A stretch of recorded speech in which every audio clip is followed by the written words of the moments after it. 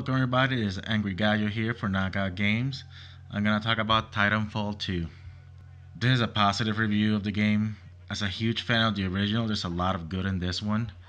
They listened to the community about all the concerns that we had for the first one. They made some changes, but also they made some changes that, as a fan, they don't work for me.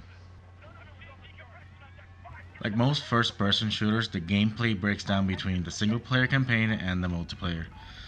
The campaign was added mostly because most of the people criticized Respawn Entertainment for not adding one in the original. So here it is, the campaign that everybody wanted. Everybody just bitch about not having a campaign in the first game, and they added one. I'll be honest, the campaign is fine, but it's pretty forgettable. I played it on hard and it took me a little bit over 5 hours to complete it. So it's short, and I would like to tell you more about the story, but I honestly don't remember. It just it's just kind of bland. You play as Jack Cooper, who is just your generic soldier who ends up in possession of a Titan after his superior is killed. I think they could have capitalized more into the bond and friendship between Jack and BT, who's the Titan. But it just happens. Like they started like okay, and then they got a little bit closer, but it just towards the end, it just like they could have just developed more that bond between them. There's a lot of action in the campaign and some really cool platforming sections where you have to wall run and jump and climb stuff like that, and I thought it was really cool about it. And but there is one section that feels completely out of place because you never do any of that stuff anywhere in the game, and it's reminded me of Quantum Break, which is a completely different game, but somehow that whole section went from being Titanfall to becoming Quantum Break, and then we went back to Titanfall with no explanation why the hell that happened.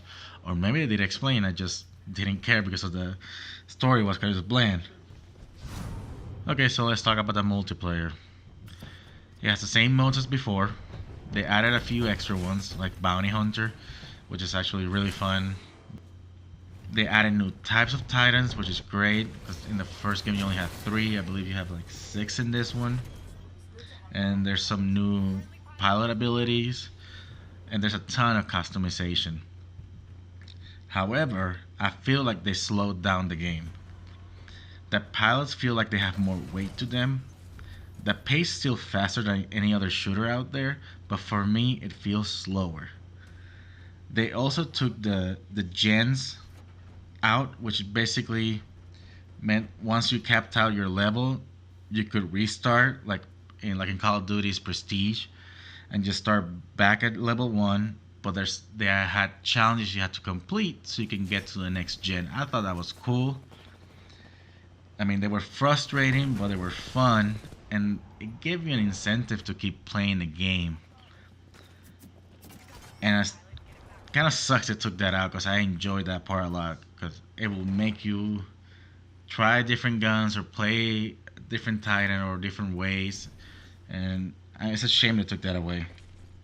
Also, something that I thought it was really weird it took away was the stat tracking. In the first game, you could track basically anything between weapons, Titans, kills, how you did in certain modes or maps, stuff like that. It was like a lot detailed stats, and in this one, there's nothing. You can't check anything. I heard they're gonna add it later on in the patch, but it's kind of weird that it wasn't added with the game as it came out. Especially if you want to retain those hardcore players, most of them do care about their stats. They want to check that, see how they can improve and stuff like that. So it was kind of odd move. Titanfall is still a series in its infancy. I mean, they're making the right moves by improving and listening to the community, but there's still a lot of room for improvement. I mean, it was great they added a campaign, but I wish it would have been a bit longer, or at least even just more interesting, to be honest. What I feel is the best move Respawn Entertainment is doing right now is when they announce there's not a season pass and that DLC is gonna be free. That's gonna help. retain players, especially when you're competing against Call of Duty and Battlefield. And talking about that, it's a weird move from EA to put this game between Battlefield 1 and Call of Duty Infinite Warfare. It's just really odd that they just did that. And that's gonna hurt their sales, and it's gonna hurt the player count. Because you had already people deciding between Battlefield and Call of Duty, and now you're giving them a third option. And most likely they're gonna ignore the third option because they're gonna go with the series they already know. It's a real shame they did this, and I hope it doesn't hurt them that much, because I would really like to see more entries in the series.